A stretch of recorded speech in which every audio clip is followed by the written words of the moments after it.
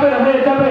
সে যদি কোনো রাজনৈতিক দলের নেতা বা কর্মী হয়ে থাকে, দলের নেতা বলেছে কোরআন সুন্নাহর সঙ্গে সাংঘর্ষিক নয়, বাস সেটা মেনে নেবে। আলেমদের চোখে আঙ্গুল দিয়ে দেখিয়ে দিচ্ছে এটা কোরআন হাদিসের লঙ্ঘন হচ্ছে, সে বিশ্বাস করছে না। এর মানে হলো কাফের বেঈমান।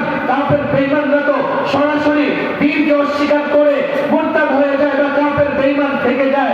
আমাদের মুসলমানেরা আল্লাহর নবীর মুআজিজা কোরআনের উপরে দৃঢ় বিশ্বাস নাই, আল্লাহর নবীর নানা মুআজিজাতের উপরে বিশ্বাস নাই, কোরআনের নানা বিধানের উপরে দৃঢ় বিশ্বাস নাই, মুসলমান থেকে দাবি করে বিশ্বাস নাই। এই অর্থ হচ্ছে অন্য ইসলামের খেলাফ, ইসলামের বিপরীতটা এত মজবুত ভাবে আমল করে ইসলাম অনুযায়ী যেটা আমল করবার সেটাকে পাত্তা দেয় না।